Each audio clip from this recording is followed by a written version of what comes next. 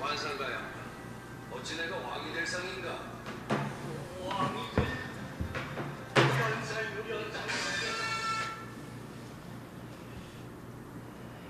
자, 들어가고 있는데. 예. 준비는 됐슈? 네, 예. 어때?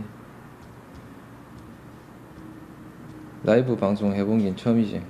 라이브는 많이 했죠. 이런 식으로 라이브에. 네. 그냥 저 TV도 라이브로 많이 하거든요. TV조선도 라이브를 한 다 거야? 라이브, 다 라이브.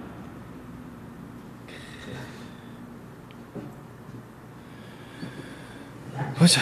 이제 좀 있으면 들어가는데. 잠시만요. 저는 서면이 보고 할까? 아니면 그냥 편하게. 그렇죠. 그냥.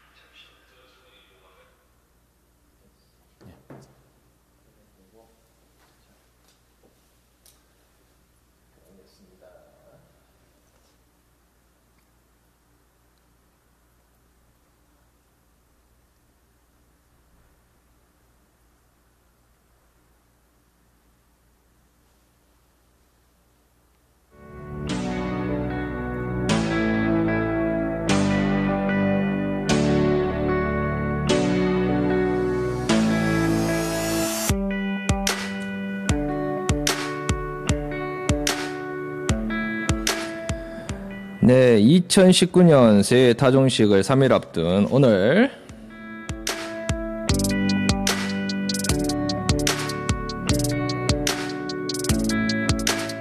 네, 2020년 경자년 국민의 대이벤트 2020 4.15 총선 기획방송 총선 사이드 인터뷰 시작하도록 하겠습니다.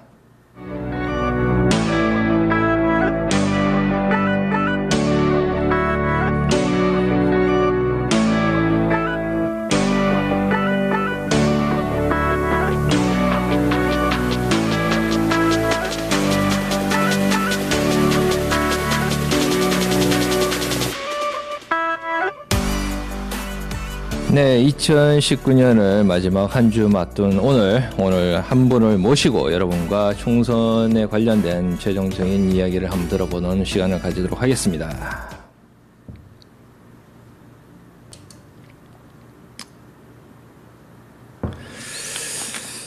자, 오늘 여러분과 총선 관련된 인터뷰를 오늘 가져보는데요. 자, 오늘 어떤지 모르겠습니다. 오늘 여러분과 함께하는 한번 소개시켜 드리면서 할 건데, 우선에 이제 다가올 대국민 정치 이벤트인 2020년 4월 1월 총선을 앞두고 이 험난한 여정에 떠나는 이가 있습니다. 바로 그런 분들의 목소리를 듣고자 방송을 시작하게 됐는데요. 오늘 첫 번째 주자로요, 보수의 섬, 야수의 섬, 불모지이자 상불모지인 대구에서 다시금 도전장을 던진 더불어민주당의 서재현 부대변인을 모시고 이야기 나눠보도록 하겠습니다. 어서 오세요. 네, 반갑습니다. 네, 반갑습니다. 네, 오늘 서재현 후보하고 오늘 이제 후보라 그래야 돼도 되죠, 이제? 예비 후보죠, 예비 후보. 예비 후보. 예. 그렇군요. 이제 예비 후보를 모시고 이제 첫 방송을 하는데 어때요? 소감 말씀해 주세요. 네, 그 첫 방송에 이제 첫 주자로 제가 나와서 느낌이 좋고요. 저도 이제 여러 매체를 통해서 제 생각도 공유도 하고 또 도전도 하고 또 응원도 하면 좀 선거가 정말 축제의 장이 되지 않을까 이번에는. 그래서 좀 내심 기대가 많이 가는 선거입니다. 네, 그렇군요. 네. 자, 그럼에도 자 오늘 이제 이렇게 생방송을 하게 되면 사실 다른 분들은 생방송 하게 되면 많이 떨리고 조금 걱정하시는 분도 많이 계세요. 그렇죠. 왜냐하면 전문 방송인이 아니다 보면 카메라의 울렁증이라든지 그런 게 있는 게 정상인 거죠. 그래요? 또 프로도 더 이제 떨리고 준비하는데 하물며 이제 이런 사람들 입장에서는 이해를 좀 해주시는 부분이 있죠. 그 다른 분에 비해서는 이제 카메라 울렁증이 덜하다. 저는 이제 군대에 있을 때 제가 정훈 장교였기 때문에 또 기자들하고 취재라든지를 좀 상대적으로 많이 있었고 또 이제 지금 또 중앙당 상근 부대변인은 하고 있는데 방송도 사실 실시간이 많거든요. 그래서 뭐 울렁증이라기보다 그냥 자연스럽게 하는 게 좀 습관이나 생활이 됐죠 사실. 네, 그렇군요. 오늘 이제 생방송인 만큼 허심탄회하게 숨김없이 솔직한 모습 기대해 보도록 하겠습니다. 자, 우선에 제가 오프닝 질문을 한번 먼저 드릴게요. 2020년 4월 15일 총선을 앞두고 사실 이제 본선을 하기 전에 이제 경선을 해야 되는데 어떻게 이곳 대구 동구갑에 또 다른 후보가 나올지는 안 나올지는 모르겠습니다만 많이 나온다면 경선을 통과해야 되고 또 경선 통과 후 이제 본선에 진출하게 되는데 본선뿐만 아니라 경선 출마자로서 이 지역구에서 당선될 자신 있습니까? 자신이 있으니까 나온 것이죠, 사실. 당차시네요. 왜냐하면 준비를 제가 제일 많이 했다고 스스로 자부하는 게 아니고 주민들이 아시니까. 주민들이 안다. 그렇죠. 그 자신감은 어디서 나오는 건지 모르겠습니다만은 좀 뭐 말씀드리면 선거란 게 사실 구도와 바람, 뭐 인물이 있지 않았습니까? 그러니까 지금 사실 그 바람은 안 좋죠, 민주당이.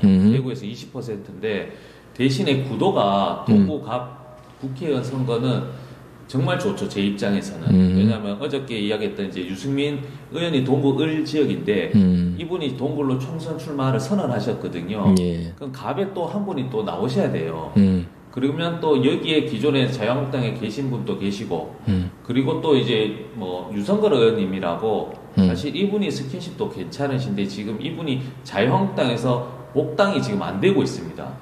그러면 이분 입장에서는 무소속이라도 나올 수밖에 없는 환경이거든요. 그런 구도가 굉장히 좋은 것이고 인물로 봤을 때도 제가 작년에 동구청장 나왔을 때는 당에서도 그렇고 주민들도 저에 대해서 너무나 모르고 제 자신도 준비가 안 됐으니까 소통할 기회가 없지 않습니까?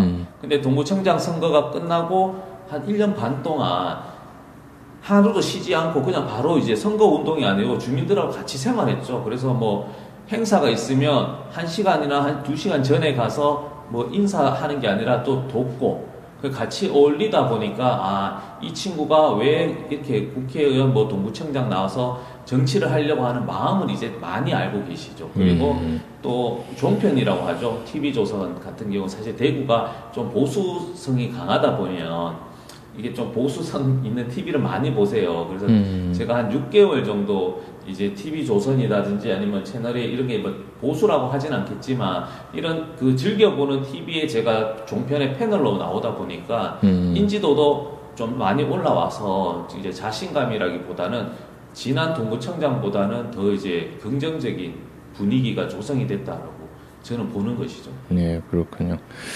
자, 그러면은 제가 앞전에 제가 공통 질문이라고 먼저 보내드린 거 있잖아요. 읽어보시니까 어때요?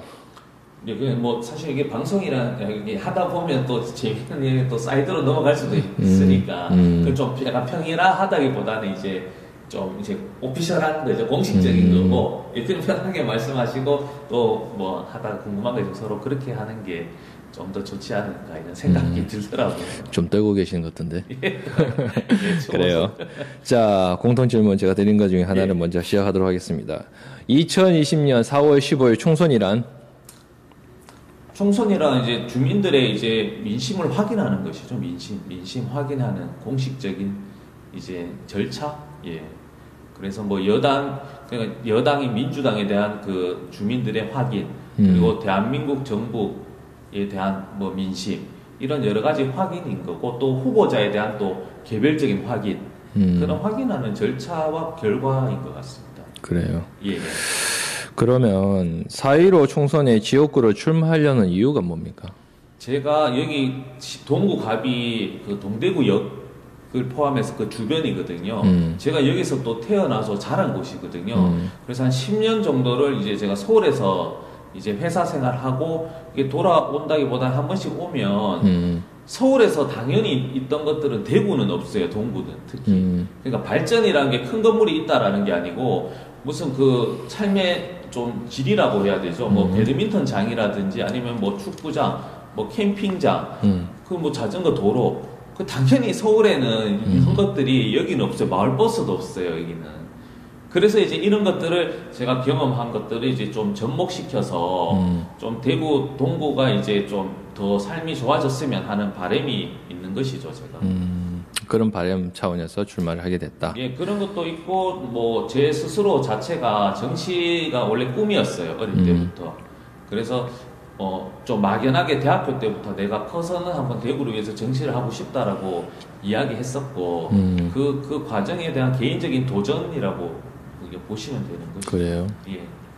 그럼 출마하려는 지역구가 좀 특색이 있을 거 아니에요? 그럼 어떤 특징이 가지고 있는 지역구입니까, 여기가?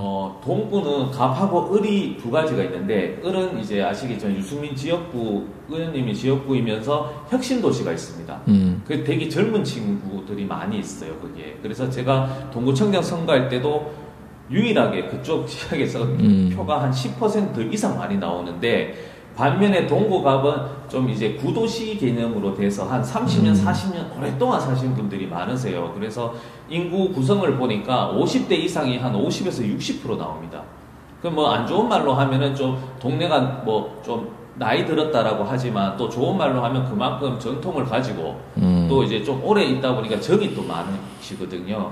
그래서 제가 컨셉이 동구의 장남이라고 하는 게 주변에서 이게 뭐 올드할 수도 있는데 그 컨셉 자체가 그러니까 제가 청년이지만 또 청년만을 또 위한 정치인은 원하지 않거든요. 그래서 장남이란 역할이 왜 가족들 대소사나 그런 걸 다 챙기듯이 정말 어르신 때부터 우리 미래 세대인 어린 아이까지 그래서 이제 제가 좀 같이 정책으로라도 아니면 마음으로도 그리고 행동으로도 좀 동구의 장남 역할을 한번 해보고 싶다. 예.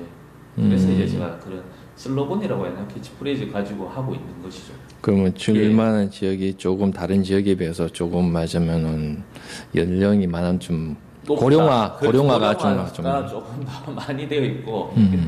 근데 또 동대구역 주변에 뭐 한번 오시면 아시겠지만 다 공사하고 있어서 이게 2년 뒤에는 또 아마 그 혁신도시 모습처럼 여기 젊은 이제 그 부부들이 많이 오시겠죠. 왜냐면 아파트 단지들이 뭐 한 만 세대까지는 아니더라도 많이 들어오니까요.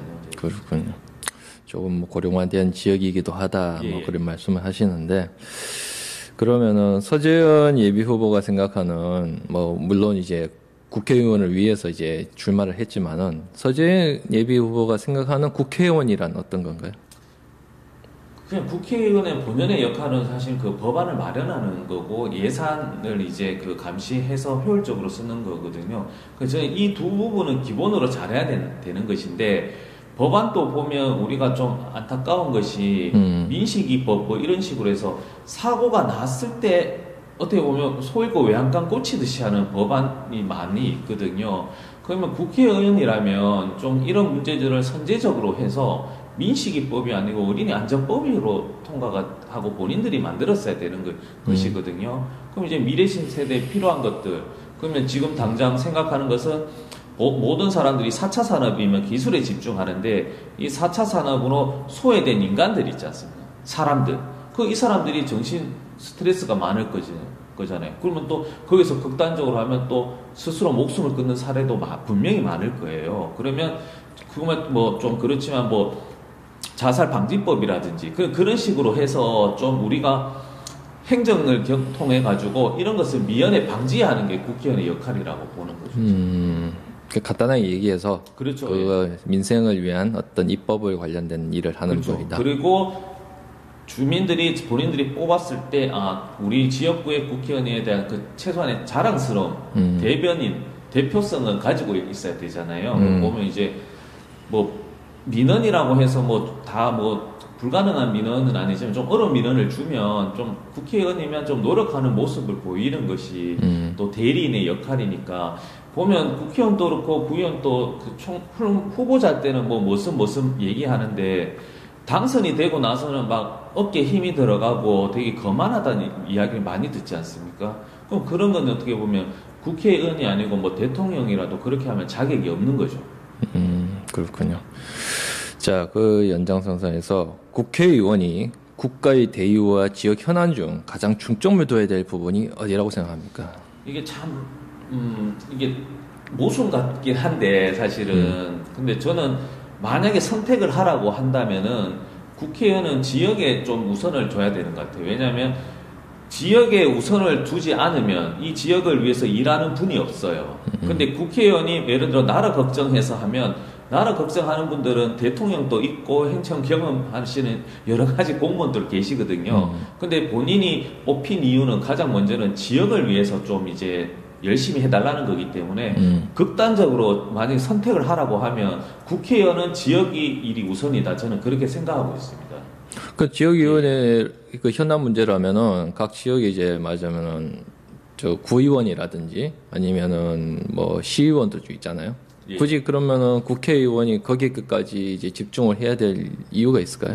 그러니까 이제 유기적으로 하는 거죠. 구의원들은 사실은 이제 구청에 대한 이제 예산이라든지 이런 부분인데 아시겠지만 구청장도 재량권이라고 해서 본인이 어떻게 좀 자유롭다기보다는 사업을 할 수 있는 게 제한이 많이 되고 있거든요. 그런 것을 어떻게 보면 국회의원들이 뭐 교부금이라든지 아니면 그 법에 허용된 예산을 통해 가지고 좀 더 구의원, 시의원들이 그 민원의 밑바탕에 있던 그 원하는 정책들을 제가 국회의원이 이렇게 좀 같이 협업해서 하는 게 이제 어떻게 보면 이상적인 뭐 의원의 체계라고 해야 되나요? 뭐 그런 거니까 구의원, 시의원을 뭐 서로 배척해서 하는 게 아니고 뭐 그건 다른 당이더라도 지역을 위해서는 구의원, 시의원 같이 모여서 또 국회의원이 또 나서서 예산은 또 뭐 따온다기보다는 이런 것을 또 이야기해서 정부에 예산을 또 확보하는 게 가장 중요하거든요.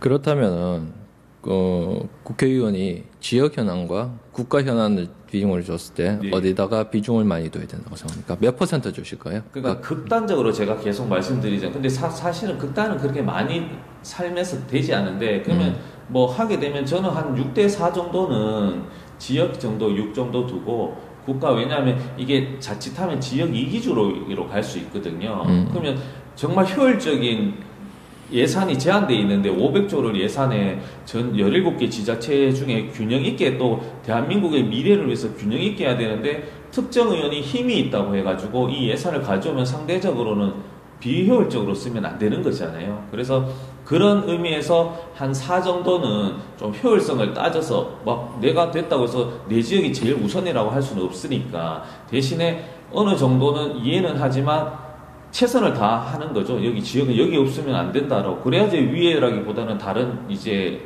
국회에서 예산 조정할 때 또 한번 조정을 하는 거니까요. 예, 알겠습니다. 그 이번에 또 이제 20대 국회가 지금 얼마 남지 않았잖아요. 예. 그 20대 국회를 어떻게 보면 중앙당의 부대변인으로서 네. 봤을 거 아니에요. 네. 어땠어요? 그러니까 지금 개별 의원들은 사실 열심히 하시는 분이 굉장히 많으세요.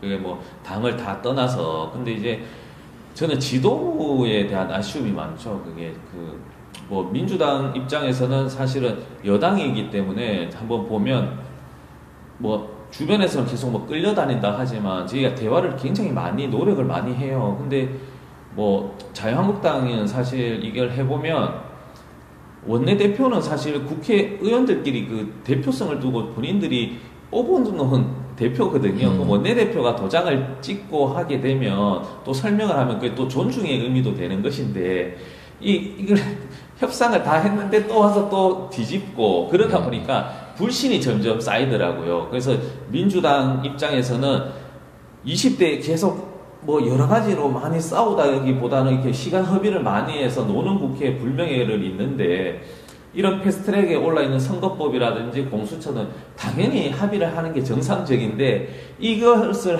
정상적인 결과를 기다렸을 때는 아무 일도 못하겠다는 불신이 있다. 그래서 4+1로 해서 좀 비난받더라도 이거는 죄송합니다 하고 법안을 통과시키고 있는 중이죠. 그래서 내일 또 공수처 관련해서는 이제 뭐 통과되거나 뭐 부결되거나 이제 일단은 법안을 올려놓은 상태죠. 이제.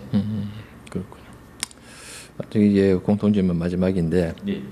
본인이 국회의원이 되면은 제일 먼저 우선으로 생각하는 목표점이 있다면은 저는 이제 제 현수막도 보면 그 아마 대한민국 그 현수막 저런 건 처음 보셨을 텐데 보통 앞 얼굴을 자기 내세우지 않습니까? 저는 보여주는 것도 있지만 제가 없더라도 신뢰할 수 있는 주민이 서재현은 당선되니까 얼굴도 안 보인다가 아니고 야 서재현은 당선되니까 얼굴도 못 볼 정도로 정말 열심히 일한다라는 거예요. 그래서 제가 슬로건은 당선 뒤 기대되는 후보거든요. 그런 신뢰를 또 주고 당선되고 더 열심히 하고 진짜 그 속된 말로 미친 듯이 한번 일하고 싶어요 저는. 예. 근데 지역에서는 또 얼굴 안 보면 또 안 본다고 또 뭐라 그러잖아요. 또. 그러니까 이제 결과물로 내야 되는 것이죠. 결과물로. 그리고 또 얼굴을 보인다고 하는 게 얼굴 보는 게 목적이 아니고 그건 소통인 거잖아요. 그런 것은 뭐 노력을 같이 병행해야 되지만 예. 부실하기보다 꼭 얼굴을 보여야지 훌륭한 의원은 아니다라고 그런 건 아니죠. 사실. 네. 알겠습니다. 참 이런 와중에도 시청자분들이 와서 응원하시는 예. 분들이 계시는데 저를 응원하지 마시고 예. 서재현 의원을 후보를 응원해 주시기 부탁드리겠습니다. 자 이제 본격적으로 본 질문을 제가 들어가 보도록 하겠습니다. 잠시만요. 지금 마이크를 좀 이렇게 마이크를 좀 가까이 좀 가까이 당겨. 가까이. 예. 좀 앞으로 좀 당겨주세요. 예. 됐습니다. 예. 근데 서재현이라는 사람에 대해서 사실 이 지역 내에서 잘 모르신 분들이 있어요. 과연 서재현이란 어떤 사람입니까? 저는 동구에서 태어난 동구 토박이로서 그 청년이라고 하기엔 제가 79년생이기 때문에 청년은 아니고요. 50대와 60대 그리고 뭐 10대, 20대를 좀 서로 이제 이해할 수 있는 좀 뭐 세대에 연결할 수 있는 그런 좀 뭐 그런 사명감까지는 아니고 시대의 역할을 할 수 있을 것 같고 그리고 저는 이제 주민들 입장에서는 경험이나 연륜은 좀 부족할 수 있지만 정말 동구 주민과 동구를 위해서 정말 열심히 일할 친구구나 하는 거는 이제 뭐 좀 많이 알고는 있죠. 예전보다는. 예전보다는. 예. 앞서 뭐 정치도 대학교 때부터 뭐 생각을 했다고 하는데 예. 정치라는 걸 왜 시작하게 되었고 지금 시작한 지는 얼마 정도 됐습니까? 제가 정치란 무엇이냐면 제가 경제 금융 쪽 한 10년 있었거든요. 그 당시에 제가 증권회사에 있을 때는 경제 성장률이 막 6% 이런 식으로 왔어서 정치는 그냥 좀 약간의 못해도 경제가 받쳐주면 그게 묻혀갔었는데 이제는 세계 경제율도 1, 2%, 우리도 2%가 안 나오잖아요. 그러면 정치가 이것을 경제를 견인할 수 있는 역할이 되는 거거든요. 예산을 가지고 어떻게 쓰느냐에 따라서 대한민국 미래가 바뀔 수 있기 때문에 정치가 어떻게 보면 모든 영역에 이렇게 리더 역할을 한다 이제 그렇게 보는 것이고 제가 정치를 언제 입문하게 되었냐면 제가 2015년에 제가 회사를 희망퇴직을 합니다. 희망퇴직을 해서 이제 영국 스코틀랜드에 MBA를 한 1년 반 정도 하고 2017년 11월에 한국에 들어와서 제가 민주당의 대구시당에 전화를 해서 제가 이런 생각을 가지고 대구를 위해서 한번 정치를 해보겠습니다 라고 하니까 한 이제 2년이 된 거죠.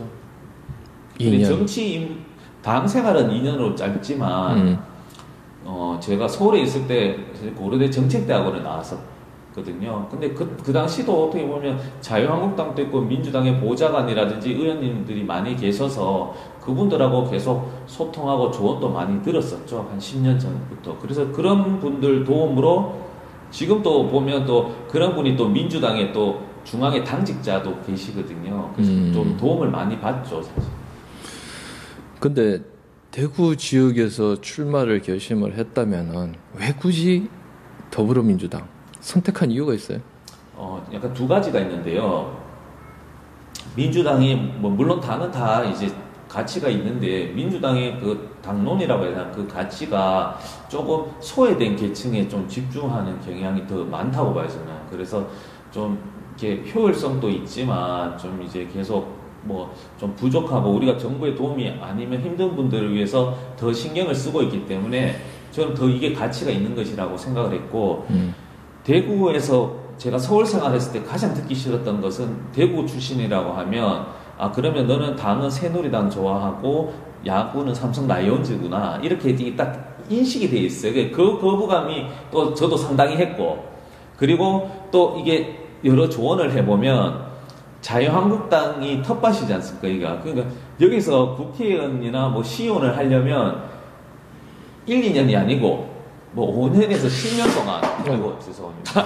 5년에서 10년 동안 계속 이제 어떻게 보면 정치를 하기 위해서 사람에 충성을 해야 된다라고 이야기하시더라고요. 그러면 아 그럼 나는 여러 가지 면에서 민주당으로 나오는 게 저는 좋다. 그래서 이제 제가 민주당을 간판을 달고 나왔는데 또 이제 그 당시에 또 민주당이 평화의 바람이 전국으로 불었지 않습니까? 엄청난 혜택을 받은 거죠, 제가.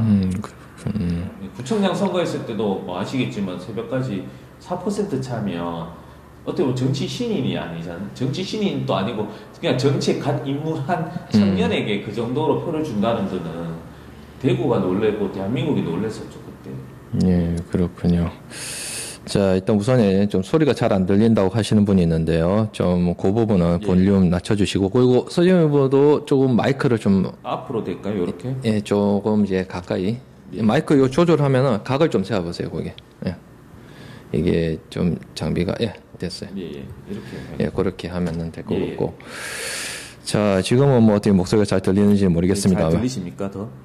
아무튼 서지현 후보 쪽에서 마이크를 좀 더 올려보도록 하겠습니다. 자, 됐고, 자, 준비가 된 것 같네요. 자, 아무튼 서 후보도 여러 가지 뭐 고충도 쭉 해가 오긴 했었는데, 우선에 정치를 통해서 지금까지 무엇을 얻었습니까? 좀 내가 좀 가치 있게 지금 이 부분에 대해서는 조금 이제 정치를 통해서 좀 얻은 부분이 있다라면은. 정치를 하면 제가 사실 동구청장 선거할 때 아기를 낳았거든요. 얻었거든요. 그래서 해보면 이게 되게 그 정치란 게 정기적인 게 아니라 비정기적으로 사람과의 만남이 어떻게 보면 업무지 않습니까? 그러면 또 새벽에 있을 수도 있고 주말에 또 행사가 많기 때문에 하다 보면 가정에 좀 소홀할 수밖에 없어요. 그러니까 해보면 아 기존의 정치인들이 정말 이렇게 힘들게 하셨구나. 그래서 대구에서 저는 잘 모를 때는 그냥 그냥 선거에서 떨어지면 뭐 그냥 나와서 떨어지는 것이지 이렇게 가볍게 생각했는데 이게 그 선배님들이 떨어진 것도 있지만 그렇게 뭐 몇십 년 동안 있어줬던 그 자체만 하더라도 이 사람이 얼마나 헌신했는지를 느낌이 오는 거예요. 저는 기회가 많은 상황에서도 이렇게 힘든데 그 당시에는 민주당 뭐 5% 10%인데 민주당 간판 달고 떨어지는 걸 알면서도 계속 나가면 그 가족들이 봤을 때는 엄청난 비난이나 비판을 많이 했을 것 같아요. 그래서 그 부분에 대해서 정말 감사함을 가지고 있고, 그리고 또 정치를 계속 해보면 그 조금 힘든 분이나 좀 원하시는 분들이 전화를 많이 오세요. 그래서 이게 국회의원이나 뭐 시의원이나 국의원들이 꼭 필요하구나. 좀 대변해서 또 도와주고 그렇게 개선해 줄 수 있기 때문에 되게 의미 있고 가치 있는 일이구나 정치가. 그런 생각 많이 하고 있습니다. 그래요. 지금 어찌 보면은 지방선거 1년을 지금 지났잖아요. 그 1년 반 지났죠. 1년 반 지났죠. 뭐 횟수로는 뭐 1년 반이라 그러지만은 그 동구청장 후보로 출마를 했을 당시 상황을 좀 모르신 분도 있을 거니까 간단하게 한번 얘기 좀 해주세요. 예, 제가 입당 3개월 이후에는 여기 처음에 시의원으로 준비를 했어요. 근데 시의원 했는데 아시겠지만 민주당이 워낙 이게 불모지다 보니까 후보가 없어요. 동구청장 후보가. 근데 2월 달에 그러니까 자유한국당에서 경선에서 탈락하신 분이 이렇게 넘어오세요. 민주당으로. 근데 그냥 넘어오신 게 아니고 이분이 문재인 정부 뭐 촛불을 폄하한다거나 그러니까 정체성이 안 맞는 것이죠. 그냥 훌륭하시긴 하지만 민주당 정체성이 안 맞는 후보가 이제 동구청장으로 영입이라기보다는 넘어오셨는데 저도 이제 고민이 많죠. 사실은 이게 이 구청장 후보가 그래서 여러분들한테 좀 나오시라고 많이 이야기했는데 상황이 녹록치 않지 않습니까? 준비가 안 되면 절대로 못 나오는 거거든요, 지금. 그런 상황에 있다 보니까 저도 야 이게 정치를 처음 시작하는데 직장인처럼 하면 안 되잖아요. 좀 불이가 있으면 좀 같이 이야기하고 행동해야 되는데 이 첫 단추부터 내가 그걸 동의하고 눈을 감으면 안 될 것 같더라고요. 그래서 제가 용기 내서 그럼 제가 동구청장 하겠습니다. 그렇게 해서 제가 지금 이렇게 온 거죠, 사실은. 그리고 동구청장이란 그게 어떻게 보면 저한테는 기회인 거죠. 예. 그렇군요. 그럼 이제 그 지방선거 이후로 낙선하고 나서 사실은 뭐 선전이라고는 하지만은 낙선하고 나서 뭐 삶의 생활하는데 그 뭐 크게 변화되는 게 있다면은 삶이 변화가 엄청 큰 게 뭐냐면 이게 낙선하고 또 선거가 하면 2년이 아니라 또 지방선거 또 4년이지 않습니까? 그럼 내가 뭐 어떤 일을 또 금융 쪽에 일을 해야 되나 해가지고 사실 금융회사에 좀 취업을 하려고 많이 준비를 했었어요. 예.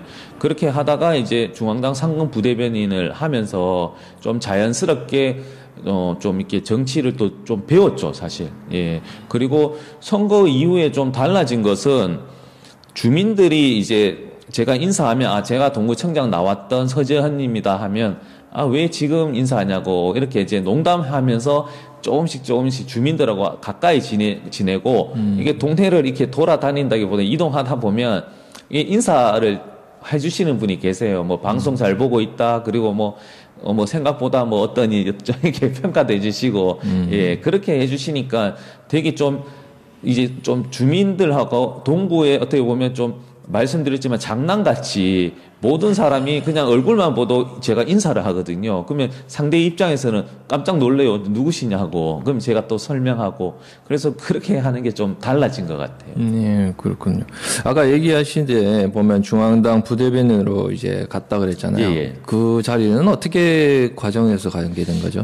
저는 말씀드렸지만 민주당에 진짜 큰 혜택을 받고 있다라는 게 중앙당 상근 부대변인이라는 자리가 모든 분들이 가고 싶어 하는 자리인데 원래는 한 3명 정도였다고 하더라고요. 근데 이제 여러 의원님들이 추천이 들어와서 또 대구에서 또 젊은 친구가 좀 열심히 하려고 하니까 기회를 주시려고 하는데 상대적으로 이게 냉정하게 평가를 하면 부족한 게 많지 않습니까?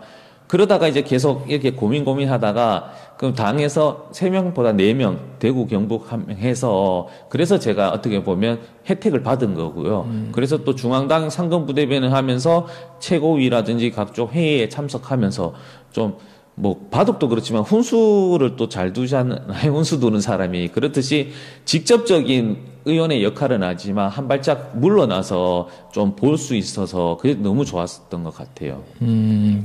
부대변인을 맡으면서 좀 여러 가지 뭐 정치적 시각도 많이 변했다. 뭐 그렇죠. 시야도 많이 받고 논평을 쓰면서도 준비도 많이 하고 공부도 많이 되었죠. 예전보다는 훨씬 많이 경험을 많이 한 것이죠. 그렇군요. 일단은 중앙당 부대변이기 전에 일단은 지역구로 본다면은 대구 동구갑 위원장이잖아요. 예. 근데 동구갑 위원장으로 지금 하다 보면은 좀 더불어민주당 부대변인으로 당직 생활을 하다가 보면 대구 지역위원장으로서 또 직책에 또 소홀해야 할 수 있다. 또 소홀한다는 또 목소리가 나오고 있는데 어때요? 지금 실질적으로 소홀합니까? 아니면은 소홀하지 않습니까? 지금은 사실은 그 예비 후보 하게 되면 지역위원장을 또 이렇게 그만둬야 되거든요. 그 사퇴해서 저는 이제 전 지역위원장인 거고 작년 7월부터 이제 제가 지역위원장을 해서 이게 조직이 뭐 좀 부끄럽지만 이게 워낙 활동이 안 한 지역이다 보니까 되게 조직 자체가 없고 회의 자체가 없어요. 한 번도. 예. 그래서 저는 좀 민주적이니까 민주당스럽게 민주적인 절차로 해서 좀 조금씩 나아가자 해가지고 뭐 매월 뭐 동구 정책 토론회라고 해서 의원들하고 뭐 상무위원회 뭐 당원들 해도 한 20명이 안 모이지만 그런 식으로 정기적으로 좀 많이 했고 토론회도 제가 2017년 8월에 아마 그것도 전국 최초일 건데 우리 당원 중에 그 보육하시는 분이 계시는데 무료 그 어린이 급식 관련 실태 이거를 처음으로 한번 이제 올려놨죠, 이게. 왜냐하면 원장과의 관계가 좀 있기 때문에 이걸 시시 있게 했었는데, 야, 그래도 이건 바꿔보자. 그래서 이런 것도 했고요.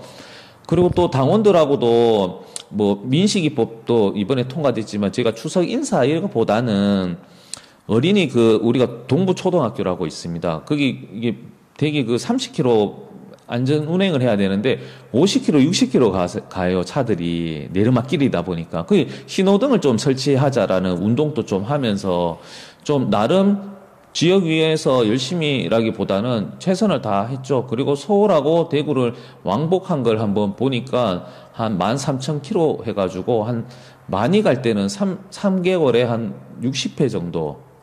그러니까 이틀이나 3일에 한 번씩 계속 이동한 거니까 그거 아마 뭐 열심히 했다 저는 자부하는 거죠 사실. 뭐 실질적으로는 소홀한 게 아니다. 소홀할 수가 없습니다. 왜냐하면 이게 당원들이 만약에 소홀하게 되면 예전처럼 그냥 모른 척 하진 않아요. 왜 활동 안 하냐 또 이렇게 이야기를 하시고 또 지역위원장의 또 역할이 그게 소홀할 수가 없는 게 이게 모임이 다 계획돼 있다 보면 다 나와야 되는 것이죠. 그렇군요. 예. 자, 여기 보면은 또 같은 얘기가 될 수도 있는데, 지방선거 낙선하고 나서 사실 대구를 출마를 결심한 이유가 있을 건데, 또 그 이유에 대한 것과 또 하필 또 지역이면 또 이렇게 더불어민주당 타이틀 달고 나오기가 힘들잖아요. 그러면은 가장 쉬운 이제 비례를 선택할 수 있을 텐데, 굳이 직접 지역구로 뛰어든 이유가 뭡니까? 제가 뭐 비례란 게 사실 당에 헌신하거나 좀 상징성이 있는 인물이 돼야 되는데 제가 그게 맞는 인물은 아니고요.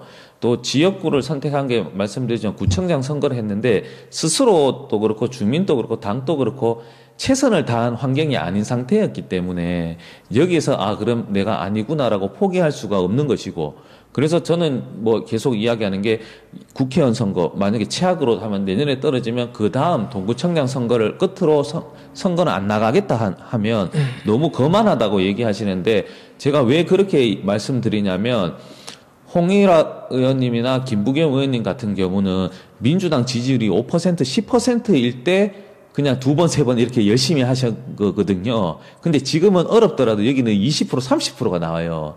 그러면 3번이면 이론적으로는 한 6년이지 않습니까? 그럼 6년 동안 최선을 다했는데 당선이 안 되면 이건 개인적으로 열심히 안 했거나 주민들의 입장에서는 경쟁력이 없는 후보거든요.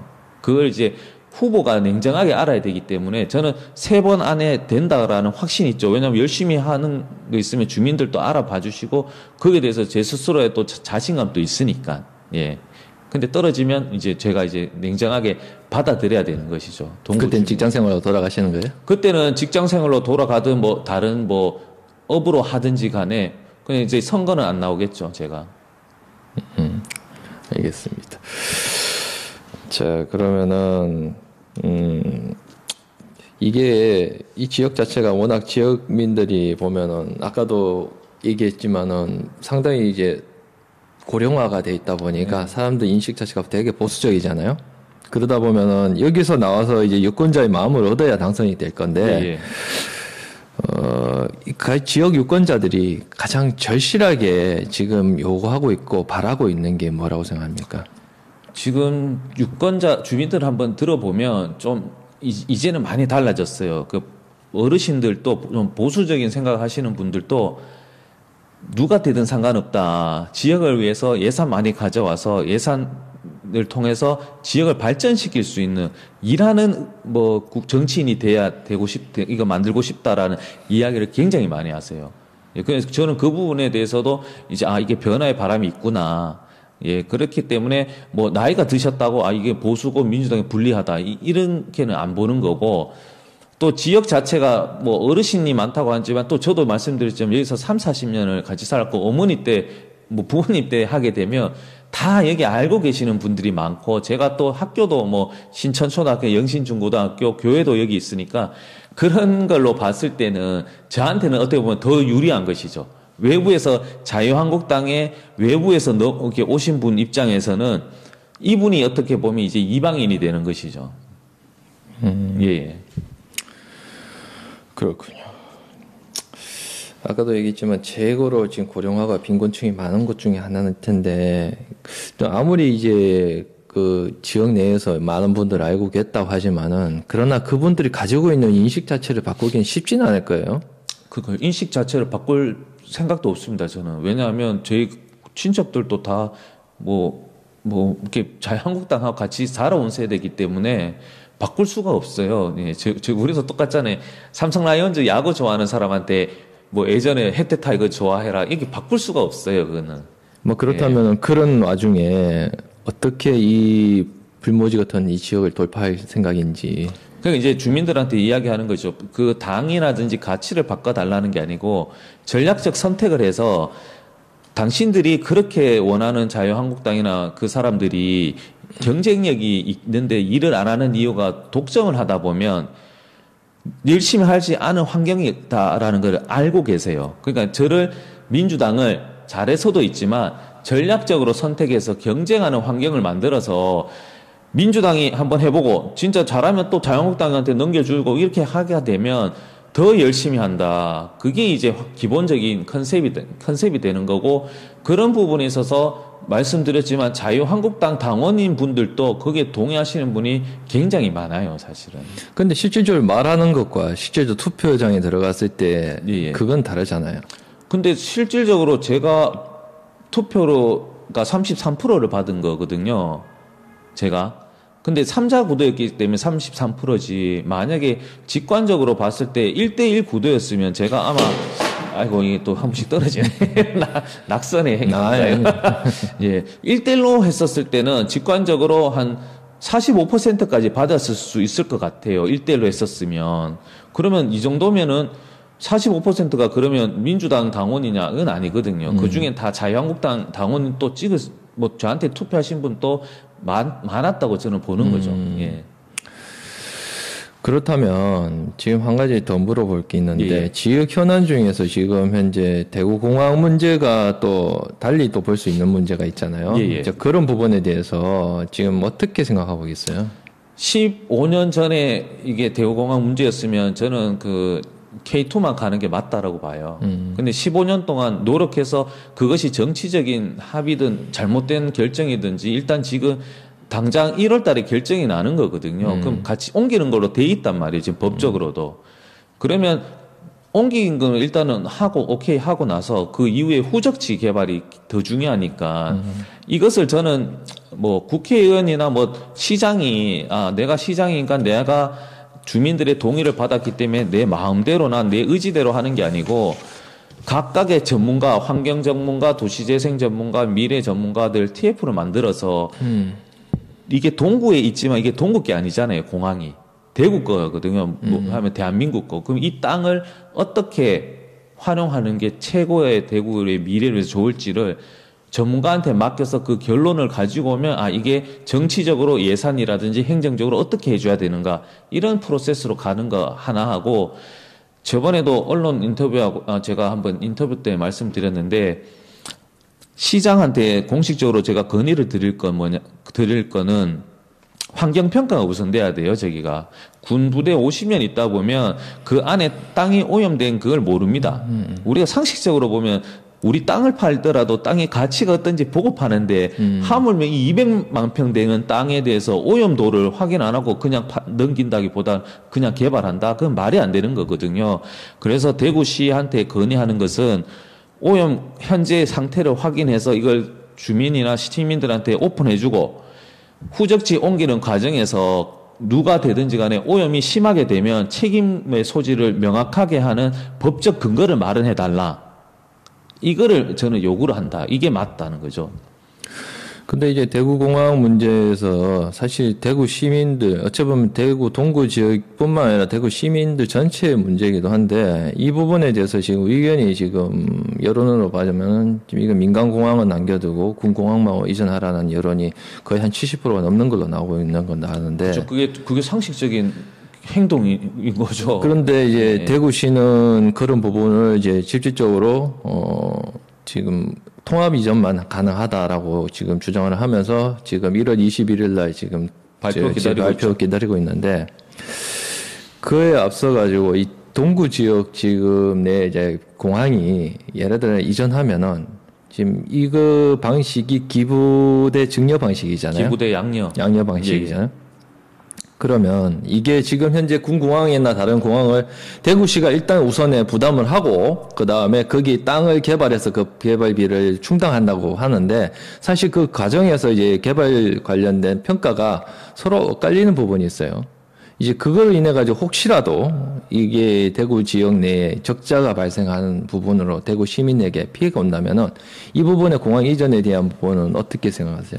그러니까 제가 이 부분이 굉장히 아쉬운 부분인데 그 민주당도 그렇고 참 기존의 선배님들이 제일 이제 저는 무책임했다기보다 아쉬운 부분은 이런 것을 다 알고 계셨을 텐데 이게 이제 너무 이제 시간이 흐르면서 말씀드렸죠. 법 자체가 특별법이 통과되면서 기부대 양여로 안 했어야 되는 것인데 해버리니까 그러면 다시 K2만 가자고 하면 국회의원들이 다시 나서 또 새로운 법을 마련해야 돼요. 그래서 저는 이건 비공식적이지만 만약에 그게 가능한지 한번 확인해보고 싶고 국회의원이 돼서 가능하면은 새로운 그 군공항 이전 특별법에 그냥 또 이제 보완해서 하면 되는데 이게 진짜 그게 그렇게 해서 통과될 것인지 만약에 안 되는데 이걸 또 공약으로 내세워서 4년 협의하면 또 주민들은 또 속는 거거든요. 정치인들한테.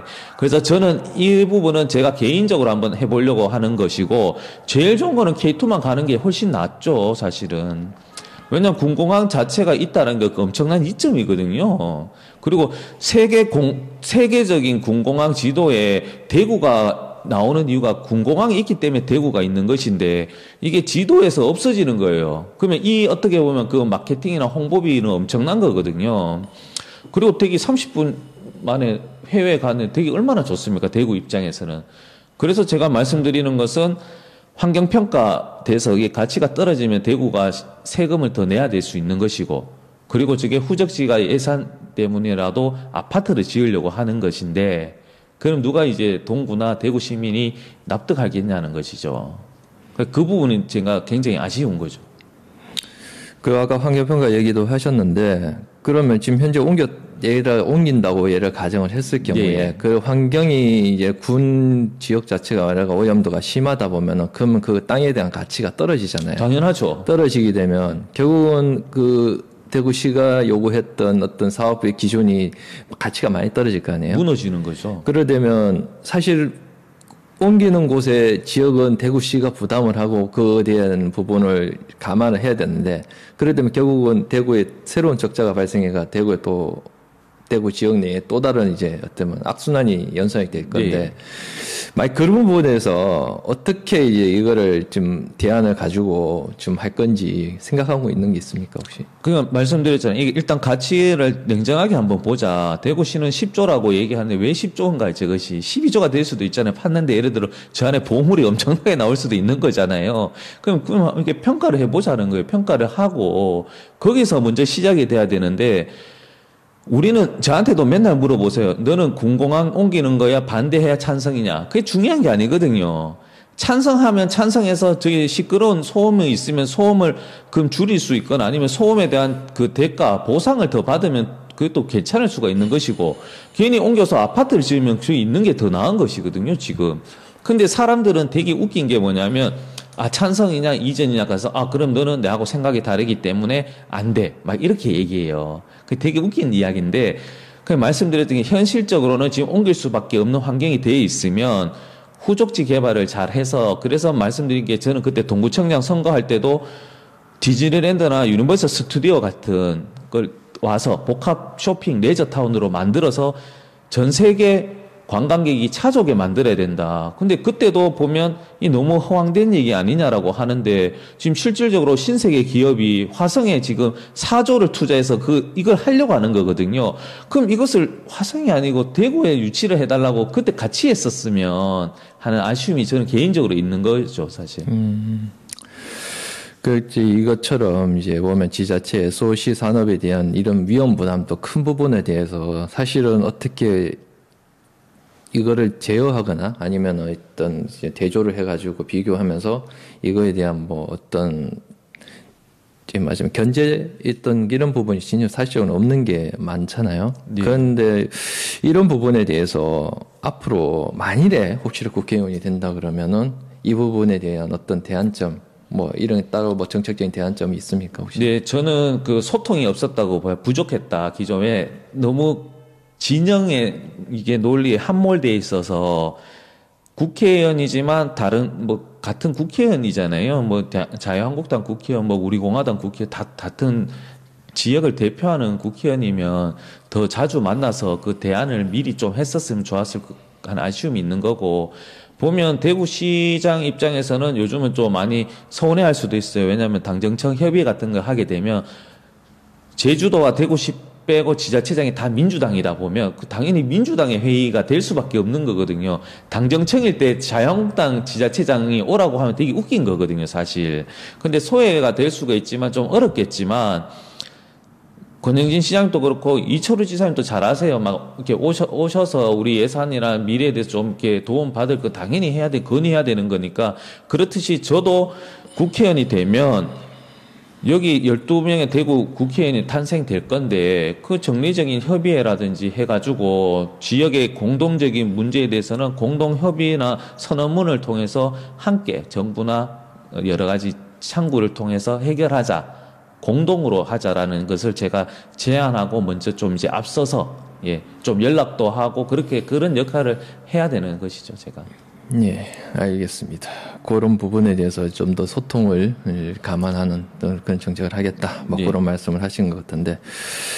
자, 이제 공항 얘기를 하다 보면은, 이치 보면 지금 대구공항이 지금 적자로 지금 돌아섰잖아요. 이제 흑자로 돌아섰죠. 흑자로 돌아섰다가 최근에 또 일본 때문에 그렇죠. 일본 한일 문제 때문에 예. 한일 무역 분쟁 때문에 이제 또 약간 적자가 돌아서는 부분이 있는데 그 부분에 대해서 한번 여쭤볼게요. 지금 한일 무역 간 분쟁이 발달된 일제 강점기 당시 일본 기업에 대한 징용자에 대한 배상이 이제 대법원 판결이 났지 않습니까? 예. 그 판결에 대해서 어떻게 생각하고 계세요? 그러니까 이제 판결은 명확합니다. 그때 이명박 정부 때 그때 못 박았거든요. 65년에 한일 그 배상 관련해서는 국가가 낸 것이고 개인이 이게 배상해도 된다라고 분명히 얘기했고 그 당시에는 일본 입장에서 우리가 잘못했기 때문에 배상하겠다라고 한 적 자체가 없어요. 그렇기 때문에 이명박 정부에서도 이건 당연히 개인이 피해를 입으면 배상할 수 있다라고 한 거거든요. 근데 그것이 박근혜 정부 때 아시겠지만 이제 사법농단으로 이어지지 않습니까? 4년 동안 질질질 끌다가 문재인 정부에서 이게 확정이 맞다. 재확인하다 보니까 일본 아베 정부에서는 박근혜 정부 때는 안 돼. 왜 너희는 이렇게 이야기하다 보니까 사실 스텝이 꼬인 게 맞지만 이게 좀 냉정하게가 아니고 그냥만 보더라도 개인이 피해를 본 건 배상을 하는 게 맞는 것이죠. 예. 그렇죠. 그런 뭐 한일 간의 문제도 좀 있고 예. 또 어찌 보면 그 부분에서 대구 경제에도 상당히 영향을 미치는 부분도 없지 않아 있는데 그런데도 불구하고 또 대구 지역 내는 또 일본군 위안부 피해자 할머니 뿐만 아니라 강제징용에 가신 분들 꽤 많잖아요. 다른 지역에 비해서 상대적으로 좀 많은 지역 중에 하나라고 그렇죠. 제가 알고 있는데. 뭐 항일 운동도 많이 하시고 여러 가지 좀 앞장서신 분들이 대구에 많이 계시니까. 예. 그런 와중에 최근에 이제 이런 분들 이제 강제징용 피해자뿐만 아니라 일본군 위안부 피해자분들이 이제 헌법 소원을 냈잖아요. 예. 근데 이제 최근에 헌법 소원을 낸 거를 이제 헌법재판소에서 각하를 해버렸어요. 예, 맞습니다. 그 각하 결정에 대해서는 어떻게 생각하세요? 그러니까 이제 뭐 원론적인 이야기는 사실은 뭐 헌법재판소의 그런 결정이 유불리나 이렇게 돼서 당연히 존중받아야 되는 건 맞는 것이고, 근데 아쉬운 것은 그 실질적으로 그 피해자가 주체가 돼야 되잖아요, 협상에. 그런 과정이 좀 배제가 되면 우리가 어떻게 보면 좀 삼자는 아니지만 피해자가 아니면 그 세밀한 그 감정까지 고려해서 협상은 이루어지기가 어렵거든요. 이게 이분들이 지금 돈 때문에 금전적인 게 아니지 않습니까? 사과 한마디면 어떻게 보면 끝났다기보다는 이게 마음에 녹아질 수가 있는 것인데 그런 역사적인 문제에 대해서 좀 왜곡하는 거에 대한 걸 좀 집중해서 좀 이야기를 좀 더 해서 이걸 좀 했으면 좋은데 사실은 일본 입장에서는 당연히 어렵겠죠. 근데 그걸 할 수 있도록 또 노력하는 것이 또 정부의 역할이나 정치의 역할이라고 또 생각하고 함께 피해자와 함께 좀 소통을 더 좀 잘 해서 좀 안 된다기보다 어려우면 좀 사실대로 좀 말씀드리고 그런 과정을 좀 앞으로는 좀 더 해야 될 것 같습니다. 그러면 이런 경직된 한일 관계를 예. 좀 완화할 수 있는 또 어떻게 보면 또 실마리를 풀 수 있는 또 좀 뭐 대안점이나 아니면 또 어떤 생각을 가지고 있는 게 있다면은. 예, 그러니까 이제 정치는 사실 이게 정쟁으로 비출 수밖에 없고 또 때로는 알지만 할 수밖에 없어요. 정치 영역은. 그럼 정치 외에 스포츠라든지 문화, 예, 그런 인적 교류 이런 부분은 저는 좀 개인적으로는 환경을 떠나서 더 자주 해야 된다. 예, 그러면서 또 주장할 것도 계속 이야기하면 간극이 또 좁아지거든요. 그래서 지금 또 아베 또 정부도 뭐 여러 가지 뭐 꼼수가 있을 수는 있죠. 본인이 지금 벚꽃 행사 때문에 굉장히 곤욕을 치르고 있다 보니까 자기가 이제 또 돌파구 하게 되면 일본이 사실 피해를 더 많이 보는 구조가 돼버리니까요.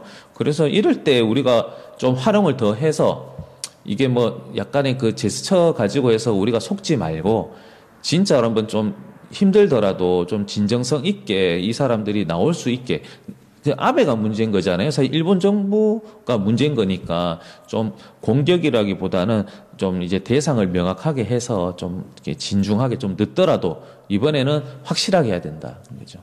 예, 알겠습니다. 사실 저희가 지금 현재 실내가요 상당히 춥습니다.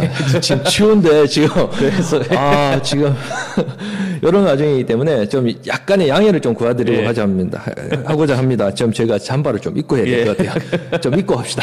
추워서 도저히 안 되겠어. 예, 그러면 저도 선거운동 잠바를 입고 하겠어요. 잠시.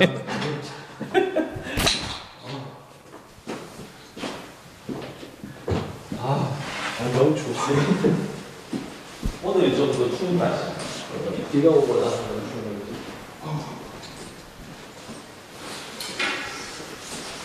추워.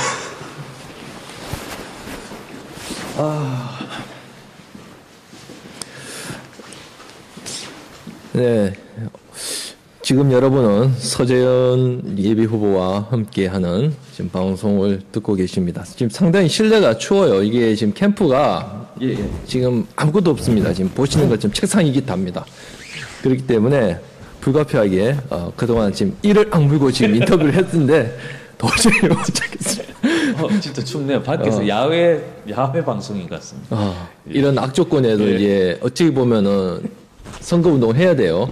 선거운동 요즘에 아침 하고 출퇴근 인사하고 있습니다. 예, 그만큼 진짜 춥더라고요. 막 이렇게 그만큼 대구에 대한 사람들에 대한 인식도 냉정하다고 봐야 되죠. 그렇죠. 그런데 또 냉정하진 않고요. 제가 그 출퇴근 인사하면 격려를 예전보다는 사실 줄은 건 맞는데 그래도 되게 응원해 주시는 분도 있어요. 그래서 저는 좀 험지 이런 얘기는 아닌 것 같고 그냥 기회의 땅이에요. 기회의 땅. 열심히 하면 누구든 낼 수 있다. 누구도 될 수 있지만 누구도 안 될 수도 있다. 그렇죠. 근데 열심히 하면 진짜 뭐 당 떠나서 다 무소속도 저는 나올 수 있을 것 같아요. 정말 열심히 하면. 예, 그런 이제 희망의 땅이 되기를 바라면서 자, 그런 차원에서 진짜 실질적인 얘기를 한번 들어가 보도록 하겠습니다. 한국 경제와 대구 경제를 짧게 요약해서 말해줄 수 있다면은 같은 듯 다른. 같은 것 다른. 네. 한국 경제는 조금 이제 수출 주도 쪽에 그러니까 의존이 많이 하잖아요. 세계 경제와. 근데 대구 경제는 아시겠지만 5인 미만 사업체가 90%고요. 뭐 300인 해봐야 한 개 기업, 한 개 기업. 그러니까 좀 다르죠, 사실은. 예, 그러니까 내수고 여기 또 관광 이거 소비의 도시니까 그런 부분에 있어서 중앙에 맞는 정책이 대구에는 맞지 않는 경우가 많기 때문에 그런 것을 대구 시장도 그렇지만 뭐 각 지자체장이 또 의논하고 또 의원들이 얘기하해서 거기에 맞는 산업을 이제 또 중앙에 요구를 해야 돼요. 그런 작업이 국회의원이 필요하죠. 그래요. 그런 대구 경제를 얘기를 하는데 특히 또 2020년 경제는 또 디플레이션 현상이 발생할 수 있는 가능성이 있다고 그래서 대부분 경제 전문가들의 이야기를 보면은 소득 분배뿐만 아니라 증세 관련된 얘기도 지금 나오고 있습니다. 예. 그러다 보면은 이 부분에 대해서 어떻게 하는 게 가장 좋은지에 대한 부분을 한번 얘기해 볼 수 있을 것 같은데 한번 거기에 대해서 답변 한번 해 주시겠어요? 뭐 증세 일단 소득 분배, 완료 분세에 대한 증세 관련된 논의 뭐 이런 것 쭉 있지 않습니까? 저는 개인적으로 최저임금이나 좀 고령 뭐 노령연금이라고 하네요. 월 어르신들에게 25만 원씩 드리고 최저임금도 뭐 좀 급격하게 올렸다고 하지만 8,300원 되잖아요. 그러면 150만 원 정도면 이게 부족한 거거든요, 사실. 그리고 최저임금에 해당되는 게 전국 해봐야 뭐 300만 명, 물론 크지만 이것 때문에 경제가 망한다고 하는 건 아닌 거고, 예, 그냥 부담은 있다라고 하는 건 저는 받아들일 수 있을 것 같아요, 사실은. 그러면 그런 것을 보완해 나갈 수 있는 정책을 어떻게 보면 국회의원들이 좀 더 앞장서야 되는 것이고, 지금 뭐 앞으로 계속 하게 되면 저는 경제 성장, 뭐 성장률 2%, 3% 숫자에 집착하는 그 패러다임을 바꿔야 된다고 봐요. 중국도 보면 옛날에 15% 하다가 지금 6% 하더라도 굉장히 옳은 방향으로 가면 굉장히 중국 경제가 바람직하게 간다고 다들 생각하는 거거든요.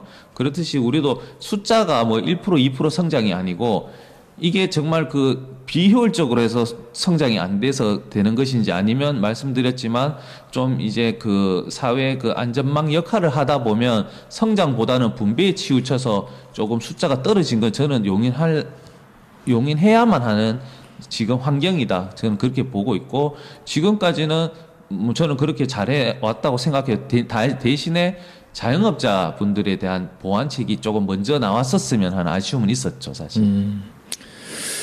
그 논의에 대한 부분에서 우리가 증세 문제, 뭐 아까도 예. 얘기했지만 사람들이 가장 민감한 부분이 세금을 인상을 하는 부분이에요. 이게 어떻게 보면은 돈이 많은 분들뿐만 아니라 특히 유리지갑인 직장인들이나 서민들에는 이 사실 뭐 10원, 20원에 인상되는 부분에 대해서 그런 큰 거는 없어요. 그런데 그런 부분까지도 상당히 예민하게 받아들이는 게 우리 현실이지 않습니까? 예. 그러면 이런 증세 문제를 어떻게 풀어가는 게 가장 이제 합리적이고 현명하다고 생각합니까? 그러니까 지금 뭐 증세를 하는 게 말씀드린 우리가 정부가 돈이 없어서 증세를 하면 안 되는 것이고 당연히 소득이 있으니까 세금이 가는 건데 그 세금이 과거에 비해서 인하한 폭이 컸기 때문에 뭐 정상화시킨다 하면 동의는 하긴 할 텐데 그 국민 입장에서는 내가 뭐 세금 얼마든지 낼 수 있죠. 본인들한테 혜택이 가면. 근데 그런 신뢰가 안 된 상태에서 무리하게 증세를 하면 그 역효과는 더 한 거니까 대신에 문재인 정부에서 증세를 하려고 하진 않고 대신에 고액 소득자라든지 법인세, MB 때 막 법인세 25% 하다가 18%까지 내려다 보니까 낙수 효과가 안 돼요. 기업 입장에서는. 왜냐하면 이 돈이 쌓이는데 세계 경제가 워낙 속도가 빠르다 보니까 어디에 투자할지를 못 찾는 거거든요. 안에서 하는 게 아니고.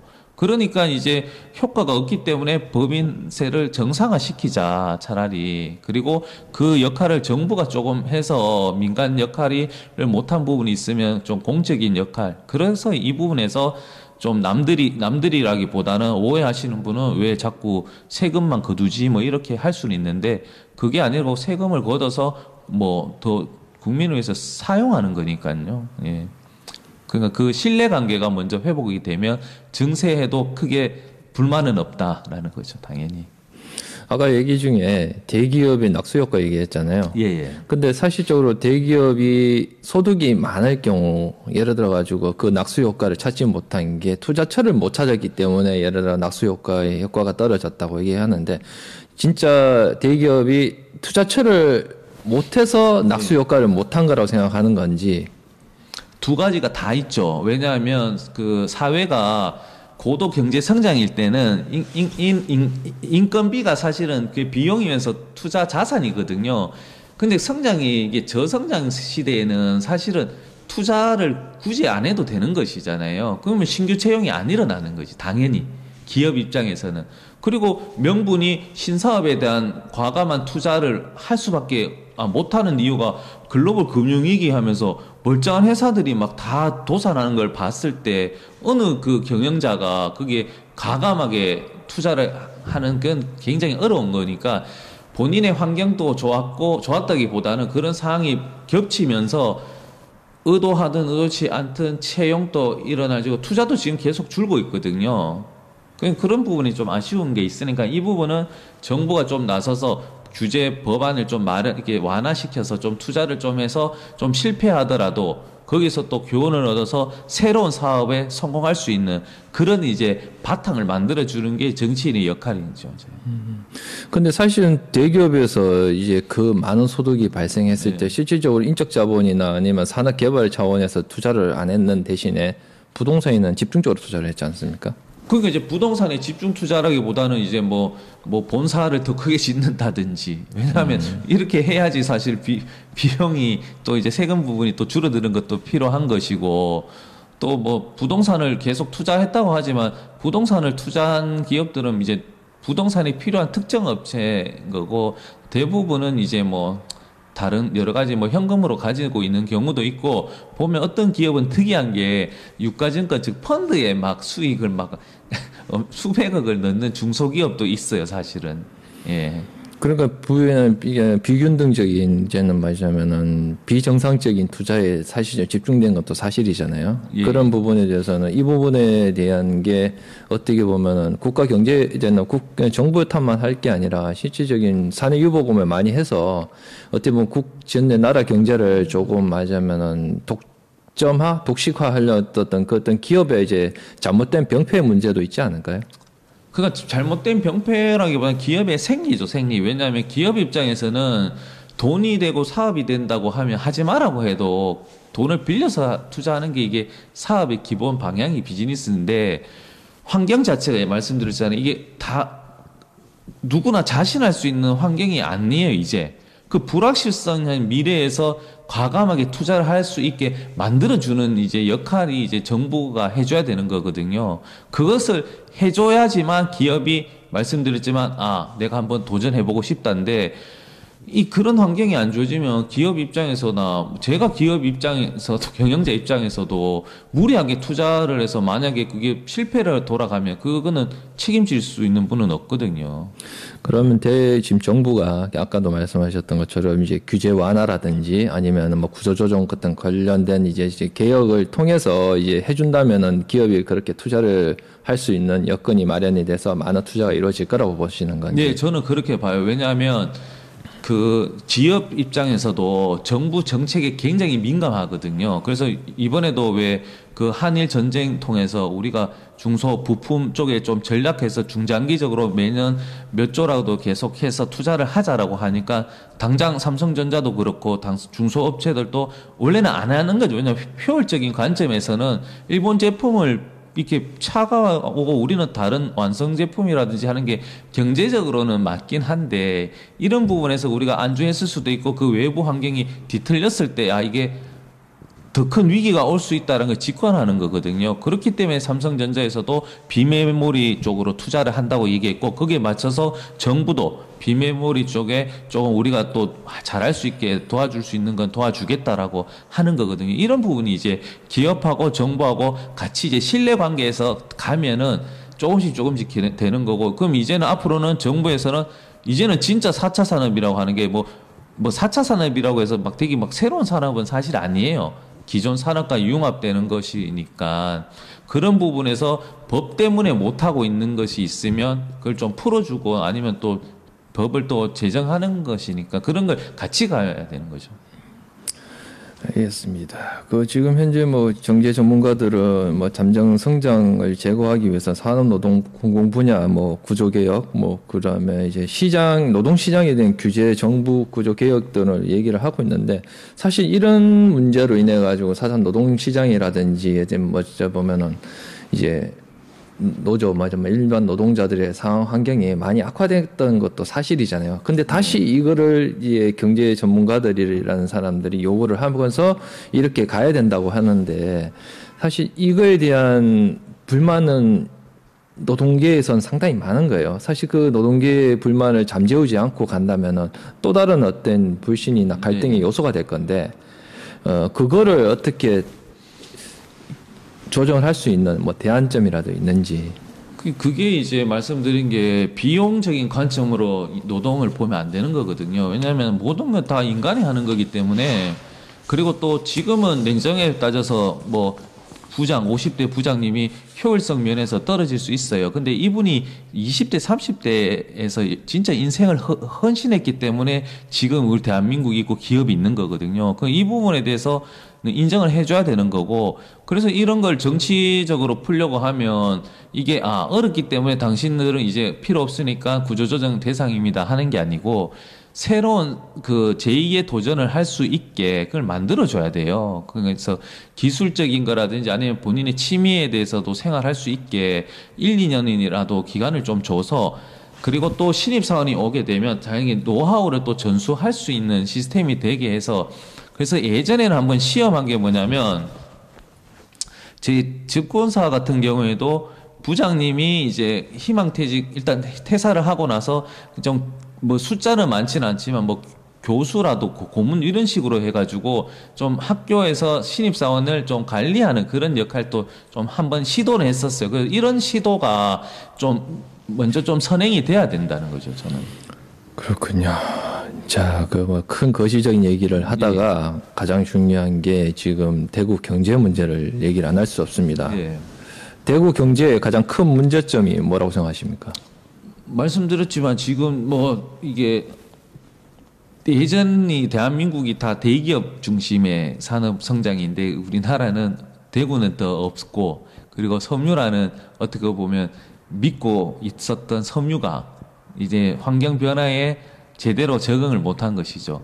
섬유를 하면서 섬유 디자이너를 같이 같이 인적인 투자를 했었어야 되는데 산업에 투자하니까 완전히 망해버린 거거든요. 밀라노 프로젝트 아시지 않습니까? 그때 이제 성공했으면 대구가 이러지는 않았을 겁니다. 그러면 또 지금 이야기하는 거는 이제 뭐 물산업, 로봇산업 이렇게 이야기하시잖아요. 그럼 그 부분은 저는 괜찮다고 봐요. 그러면 물과 로봇에 투자를 집중하고, 대신에 저는 개인적으로는 지리적으로 기업이 여기 대구에 올 이유가 없잖아요. 저희가 뭐 항만 뭐 경북에 짓는다고 하지만 인천으로 가면 되는 것이지. 그러면 여기에 좀 지역에 상관없는 거, 예를 들어 뭐 인문학 뭐 이렇게 뭐 학교라든지 아니면 뭐 그 서비스 센터 있지 않습니까? 고객 서비스 센터, CS 특화 산업단지를 조성해서 그 전화 받고 응대하고 서비스하고 접수하는 거는 서울에 있어도 되고 시골에 있어도 아무 상관이 없으면, 그런 지리적인 거에 제약이 받지 않는 산업군을 발굴해가지고 여기에 좀 특화시키자, 대구에. 왜냐하면 우리가 좀 그 대구 사람들이 좀 손기술도 많고 좀 창의적인 생각들이 많잖아요. 그럼 이런 걸 좀 해서 대구만의 산업을 좀 해줘야 된다라는 게 이제 저는 그런 생각을 계속 가지고 있습니다. 저는. 그렇군. 예. 그렇게 해결을 하는 방법을 이제 생각을 해야 된다. 예, 그렇죠. 그렇군요. 아무튼 뭐 대구 경제를 위해서 뭔가 이제 지존적인 어떤 생산 구조를 생각하는 게 아니라 또 다른 산업에 대한 구조를 가져와야 된다. 뭐 예. 그렇게 납득해도 되는 거죠. 예, 맞습니다. 알겠습니다.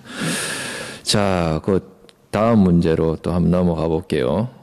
일단은 지금 서 후보는 서 예비 후보는 군대를 장교로 갔다 왔죠. 저 정원장교 ROTC죠. ROTC. 예. 어떻게 보면 모병이죠.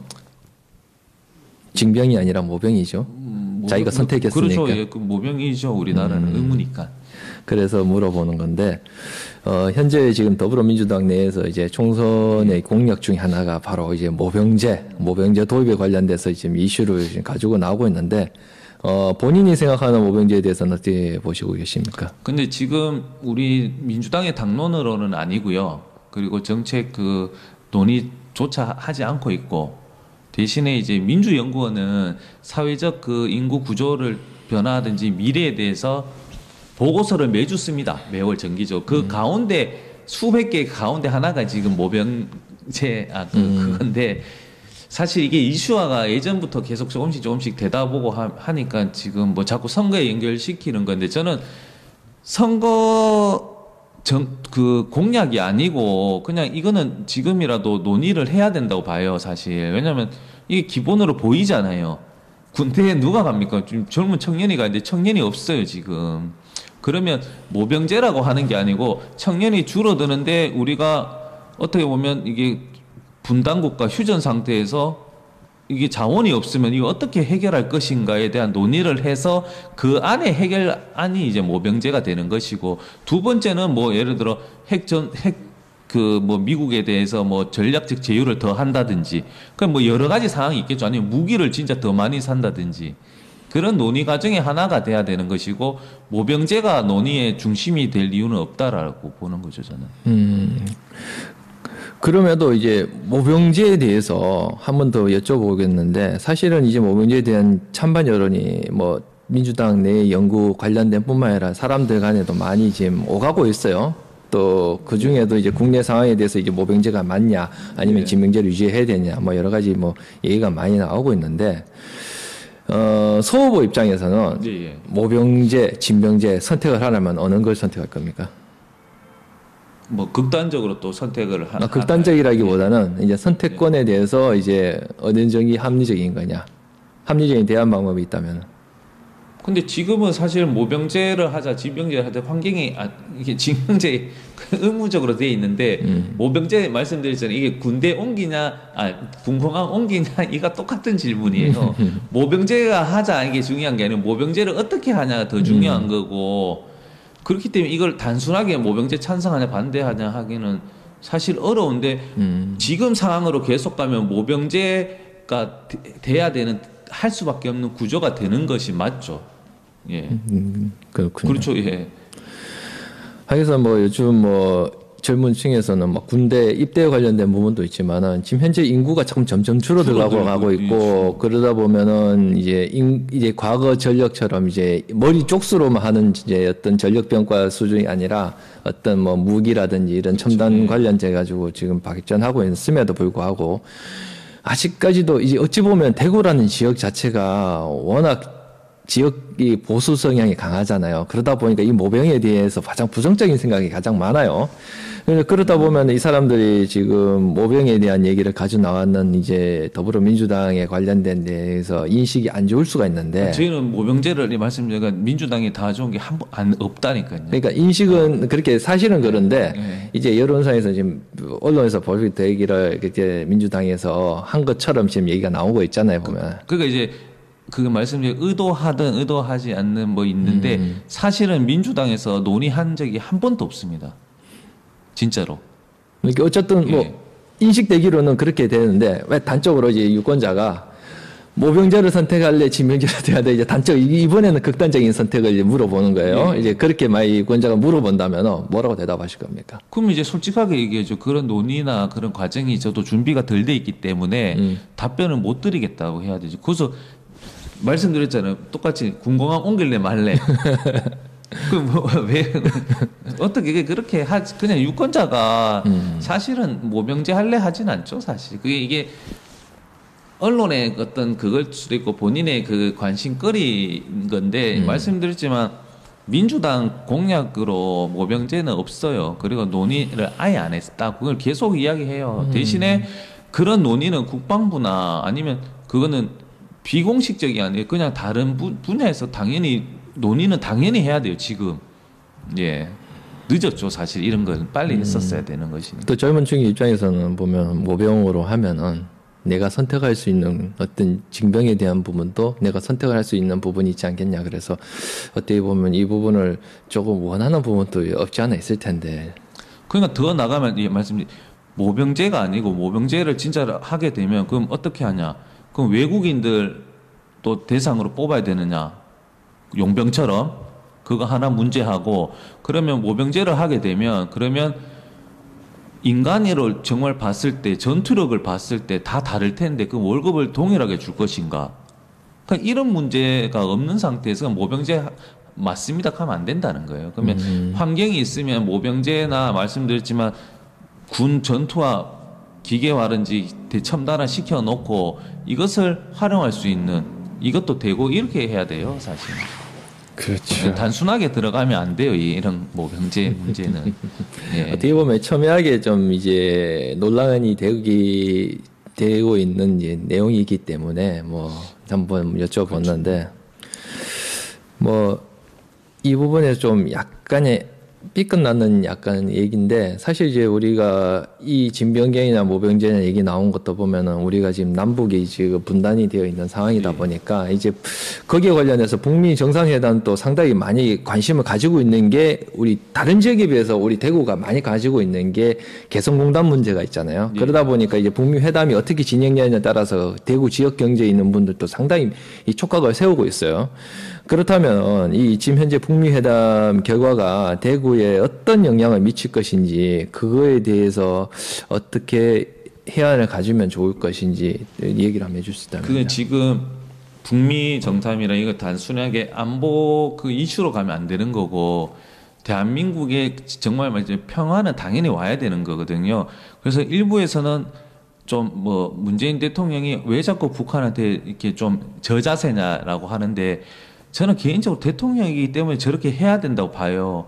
본인이 얼마나 자존심 상하겠습니까? 30대 그 청년한테 정말 뭐 삶은 소대가리 이런 진짜 비참한 이야기가 이렇게 들어가면서까지 냉정하게 하는 거는 대통령, 우리나라 국민의 안전을 책임지는 분이기 때문에 그냥 무릎을 꿇어서라도 평화를 위해서라면 하라고 하는 게 대통령의 책무예요, 그게. 그러면 그렇게 하고 대신에 우리나라 국민들이 그런 대통령의 마음을 알아줘야 되거든요. 근데 그걸 자꾸 정쟁으로 하다 보면 뭐 좀 하게 되면 북한이 우리 적인데 왜 자꾸 저러냐, 뭐 돈은 왜 자꾸 주냐, 돈 준 적도 없잖아요, 지금. 그러니까 그렇게 자꾸 안보 이슈를 가지고 정치적으로 활용하다 보니까 이게 우리끼리 싸우기 때문에 힘이 안 되는 거고, 지금 뭐 대구에서도 시장님 또 이야기했었잖아요. 그때 마라톤 할 때도 북한 주민 또 와서 마라톤 좀 해서 통일에 대해서 준비하고 개성공단도 뭐 하나의 예지만 그 경제적 효과가 증명이 된 거면 대구가 사실 돌파구가 마땅치 않지 않습니까? 그러면 우리가 좀 더 해가지고 정말 그 803 같은 것도 역사적으로 신라시대 통일 그런 그 약간 스토리를 가미해서 좀 뭐 남북 통일을 염원하는 그런 행사를 하는 게 저는 더 뜻깊고 그걸 선점해야 된다고 봐요, 저는. 예, 알겠습니다. 많이 춥죠? 네, 좀 괜찮습니다. 이제 뭐 좀 보시기엔 좀 두툼해져가지고 사람이 좀 둥글둥글해 보이는데 좀 환경이 열악합니다. 좀 나중에는 캠프가 좀 더 나은 쪽 방향으로 갈 것 같은데 난로를 좀 해야 돼. 네, 준비를 하셨어야 되는데 센스 없어. 오늘이 더 추워요. 어제 했었어요 방송을. 어제 따뜻했지 않습니까? 네, 어제는 참 제가 좀 개인적 사정으로 좀 그랬었는데 자, 이 다른 얘기인데요. 이번에 국회에서 이제 선거법 개정안이 통과됐지 않습니까? 네. 그래서 이제 준연동형 비례제를 포함해서 가장 또 자유한국당이 싫어하는 내용 중에 하나가 내년 만 18세에 투표권이 지어진다는 점. 그렇죠. 그게 어떻게 보면 자유한국당이 더 막았다기보다는 더 타격이 있을 수도 있다 생각할 것 같아요. 저는. 어때요? 이제 만 18세 투표권을 가진 분들이 생겨났는데 네. 후보 입장에서 또 생각을 안 할 수 없지 않습니까? 그 지금 좀 뭐 자유한국당도 오해할 수가 있고 일부 언론에서 이야기한 게 뭐 18세라고 하면 그럼 좀 약간 진보라고 해서 민주당이 유리한 이건 아니거든요, 사실은. 그 젊은 층은 누구냐면 뭐 진보 보수가 아니고 합리적이면 뭐 그거는 어느 곳이라도 그 투표할 수 있기 때문에 유동성이거든요. 그래서 이런 부분은 표를 위해서 그 18세를 접근하는 게 아니고 정말 그 정치인이 우리 18세라고 해서 좀 그 청소년 세대를 얼마나 더 이해하고 이 삶이 힘들지 않습니까? 이걸 해결하려고도 노력을 너무 하면 또 싫어해요, 청년들을. 왜냐하면 청년들의 특성은 내 인생은 내가 책임진다라는 게 강하거든요. 그러면 이 환경을 마련해 주는 거고 그냥 공감하는 그 정도면 되는 것이지 이게 정부가 나서서 아파트 다 지어줄게 이러잖아요. 그럼 청년들이 표 안 줍니다. 그래서 그 청년의 마음이 아니라 청년의 세대를 이해하는 정치인이 저는 그게 뭐 공약이 좀 다소 황당하더라도 청년을 이해하는구나, 왜 저런 정책이 할 수밖에 없었겠구나 이해하게 되면 그 투 후보자나 그 당에 이제 투표할 것 같아요. 18세들은. 이제 만 18세 투표권을 가지게 된 사람들이 생기면 이제 투표뿐만 아니라 이제 선거운동 방식도 상당히 조금 변화가 있을 거라고 교복 생각. 입고 할 수도 있겠죠. 예. 이제 고3이 될 수도 있으니까. 그렇죠. 그 교복을 입는다면 또 학교 또 다시 또 이제 또 학교에서 또 항의가 들어올 수도 있겠죠. 이제. 누구 학교 옷은 입고 누구 학교 아니냐 또 학교 그렇죠. 차별이 있을 수도 있을 건데. 그래 되면 이제 모교 이제 또 그쪽으로 가겠죠. 또 학연 지연이 또 학연 지연이 생기는데. 뭐 여러 가지 사실은 있지만 또 그 원래 교사나 학교가 또 선거 운동을 못 하게 돼 있기 때문에 예, 그렇게는 하면 안 되죠. 그렇게 하면 말씀드렸잖아요. 표가 더 깎이는 거죠. 그렇죠. 그런 와중에도 이런 지금 현재 19세, 만 18세라 하긴 그렇고 19세 투표권에 대해서 반대 목소리를 낸 자유한국당 의원 중에 김태형 의원이 필리버스터를 하면서 이런 얘기를 했어요. 고3 대상으로 돈살포 형태가 벌어진다고 그러면 이 나라는 어떻게 되겠느냐라는 발언을 해서 또 이제 고3 비하 발언이 아니냐라는 또 얘기가 나오고 있는데 그렇죠. 그 점에 대해서는 어떻게 그러니까 생각하세요? 제가 말씀드렸잖아요. 고3이라고 청년들이 생각을 들어야 돼요. 먼저 알아야 되는데 예를 들어 제가 청년표를 얻기 위해서 뭐 콘서트 티켓을 주잖아요. 그럼 청년들이 저 표 안 찍어요. 그러니까 이 사람이 뭐 돈을 살포해서 아니면 뭐 수업 시간에 교사들이 야 진보적이나 뭐 보수적이나 교육을 한다고 해서 청년들이 안 해요. 그냥 본인의 주관이 굉장히 뚜렷합니다, 요즘은. 왜냐하면 청년들은 왜 결혼도 내 인생인데 왜 국가가 결혼까지 간섭하냐? 왜 자녀도 내가 낳고 싶으면 낳지? 왜 국가가 돈 주면서 애 낳아라 하냐고 한다니까요. 그런 문화나 생각이 달라요, 청년이. 거기에 대해서 이해를 하는 정치가 필요하지. 저런 식으로 이야기하면 지금 평생 이제 낙인 찍히죠, 어떻게 청년들한테. 어때요? 지금 지역 내에 이제 고3 유권자들 있을 거 아니에요? 그쵸. 저도 사실 상대적으로 고3들이나 뭐 고등학생들하고 대화하는 시간이나 기회는 많지는 않은데 교회 같은 경우에 보게 되면 그 뭐 좀 스트레스는 사실 많고 걱정이 많죠. 사실 이게 미래에 대한 걱정. 그래도 똑같아요. 학교가 정하는 거 하고 이제 또 뭘 할 것인가. 그래서 저는 이게 개인적으로는 그 대학교 과를 선택하기 전에 중학교, 고등학교 때부터 제가 구청장 선거할 때도 공약을 했었는데 기업에 인턴을 좀 갔으면 좋겠어요. 그 예를 들어 미디어, 난 단순하게 1인 미디어 하고 싶다가 아니고 그냥 뭐 대기업이나 중소기업 미디어 회사에 가서 이걸 해보면 내가 이게 적성에 맞고 이게 맞는지에 대해서 좀 피드백도 받고 그런 어떤 그 행정 시스템이 갖춰져야 될 것 같아요. 그래서 해외 같은 경우에는 실질적으로 방학 때 진짜 가요. 가서 그게 그 수업 한 6주 정도 해요. 그냥 직장인처럼.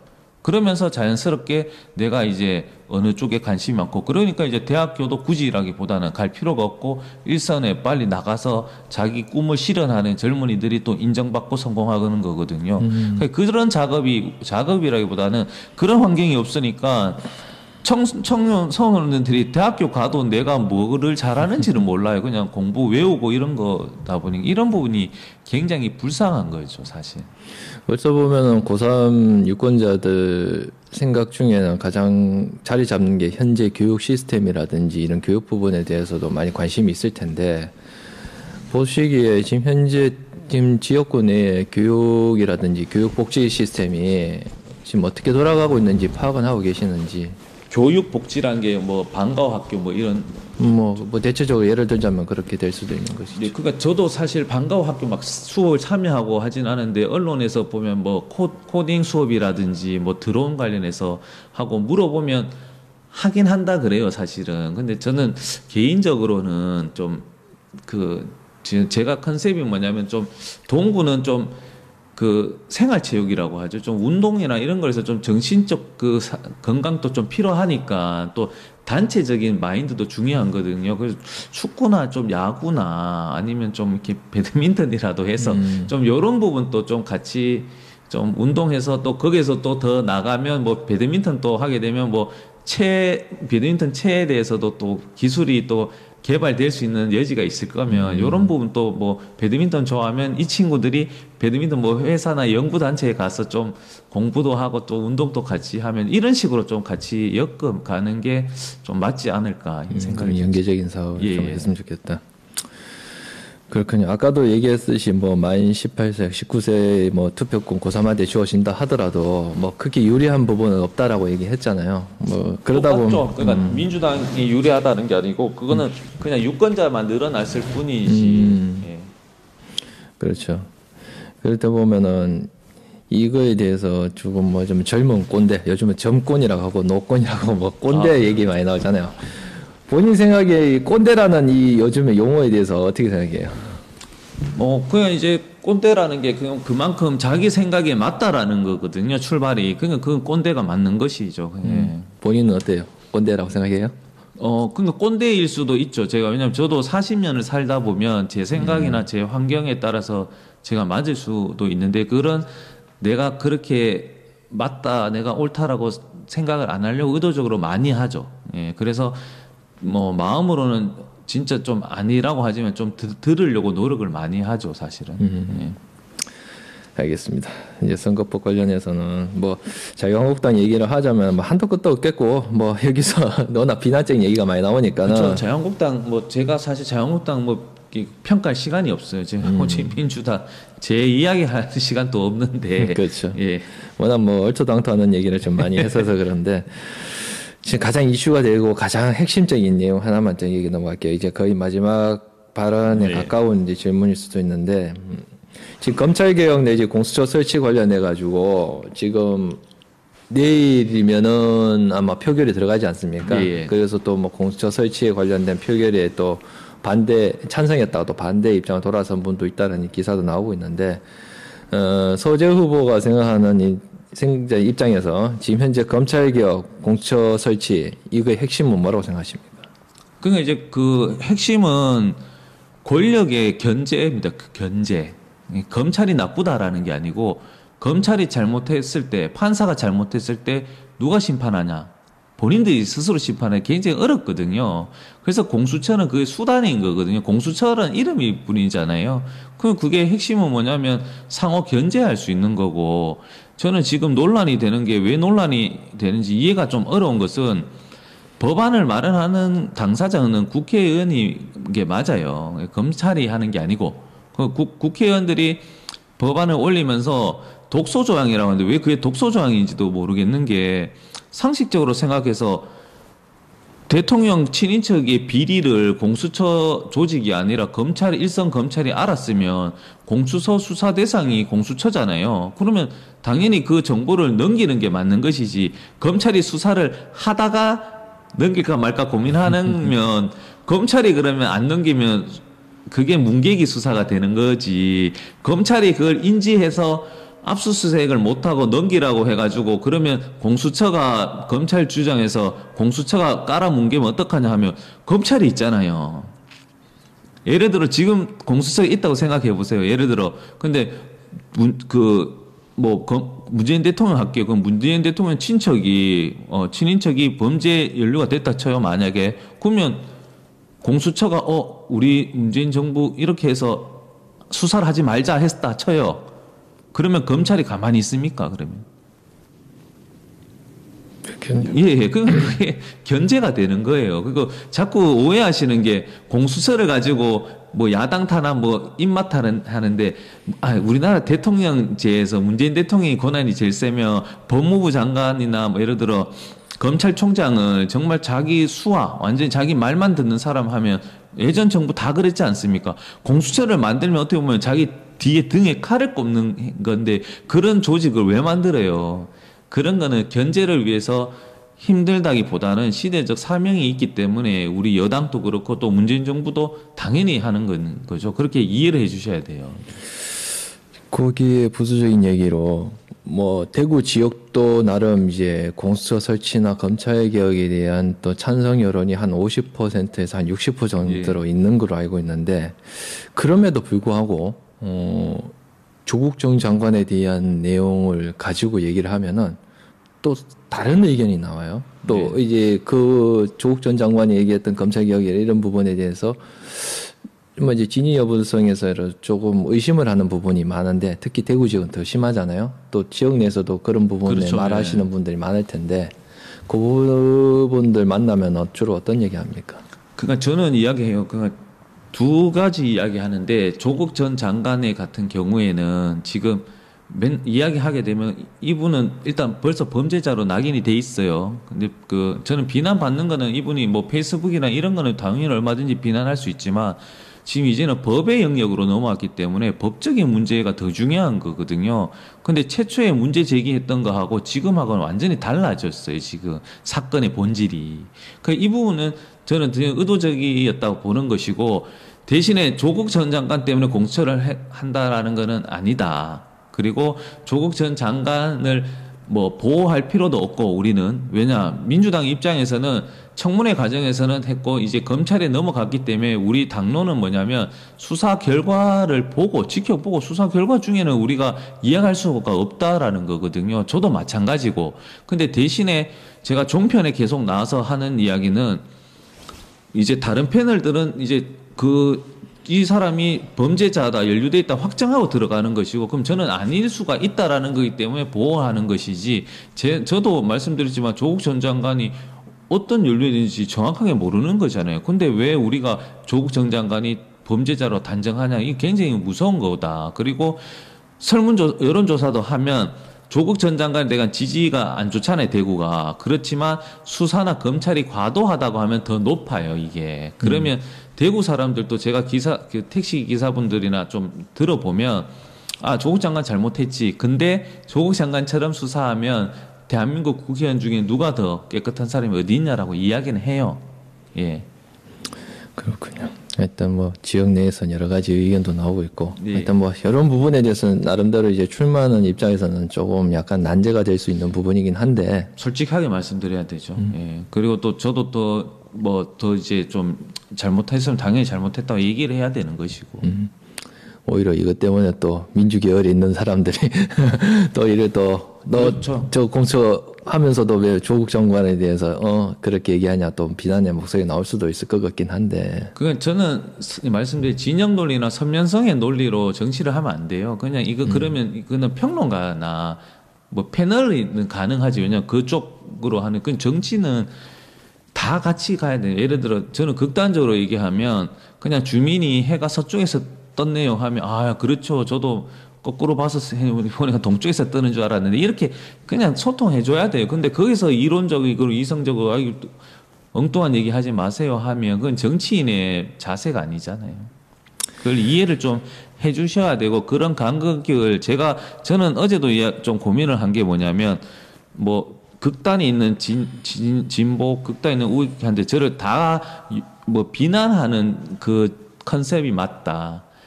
예, 왜냐하면 이 사람은 우리 편인 것 같은데 우리 편 이야기 아닌 것 같고 저기는 또 좀 애매하고 그런 간극 좀 줄이는 역할을 제가 하고 싶고 그것도 성격도 맞아요, 제가. 예. 알겠습니다. 자, 이제 본인이 이제 거의 마지막 질문이에요. 네. 이제 본인이 국회를 간다면은 가장 가고 싶은 곳이 있다면 상임위가 있다면 어떤 분야입니까? 근데 사실은 상임위는 이렇게 다시 기재부나 뭐 국방이 이렇게 다 있긴 한데 저도 제가 막 어느 분야에 꼭 가서 이게 사실 고민 그렇게 많이 하지는 않았는데요. 하게 되면 제가 아무래도 경제 쪽이니까 그런 쪽에 가는 게 맞지 않을까라는 생각을 하죠. 사실. 기획재정부 그렇죠. 그런 쪽이 차라리라기보다는 좀 더 이제 경험이 많으니까 저도 금융에 있었으니까요. 예. 알겠습니다. 자, 끝으로 이제 마지막 마무리 발언 좀 해주세요. 하시고 싶은 말 있으시면. 예, 이제 뭐 좀 다사다난했죠. 사실 2019년은 여러 가지 뭐 삶도 많이 팍팍해졌을 것 같은데 국회의 모습도 보면 싸우는 모습 보여서 실망만 드린 것 같은데 그래도 이틀 남았으니까 좀 힘들었던 일은 좀 있고 좋았던 일만 간직하고 2020년 이제 경자년은 좀 더 이제 서로 좀 화합해서 정치도 좀 사람을 살리는 정치를 하면서 국민들한테 희망을 좀 보내줘서 2019년보다는 좀 좋았던 어떤 한 해가 돼야 되겠다라는 희망을 가지고 시작하는 2020년이 되었으면 좋겠고, 저도 또 내년에 국회의원 선거 때 하고 결과를 떠나서라도 과정에서도 정말 열심히 할 테니까 어느 지역에 있더라도 좀 많이 응원 좀 부탁을 드리겠습니다. 네, 감사합니다. 예, 추운 날에도 예. 이 추운 사무실에서 이렇게 근 1시간 한 40분 가량 정도 이제 인터뷰를 했는데요. 아무튼 오늘 이렇게 자리를 마련해주고 이 추운 와중에도 인터뷰에 꿋꿋하게 응해주신 서재현 예비 후보에 대해서 고맙다는 말씀을 드리고, 아무튼 오늘 시청해주신 여러분, 뭐 좀 내용상 좀 지루한 내용이 많음에도 불구하고 이렇게 시청해주신 여러분들 대단히 고맙습니다. 자, 오늘 이 현장에 지금 라이브 방송 현장에는요, 자, 우리가 이긴다님 그리고 박우선님 와셔가지고 지금 계속 이제 서재현 예비 후보를 칭찬을 하고 있는데요. 너무 그러지 마요, 좀.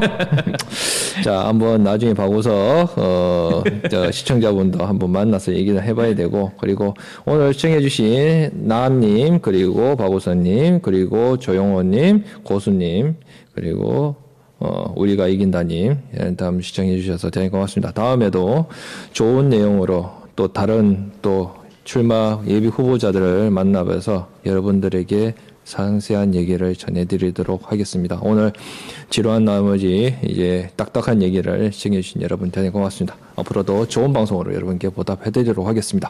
자, 오늘 같이 해주신 서재현 후보 고맙습니다. 앞을 보시면서 한번 흔들어주세요. 네, 감사합니다. 예, 고맙습니다. 방송 마무리하도록 하겠습니다.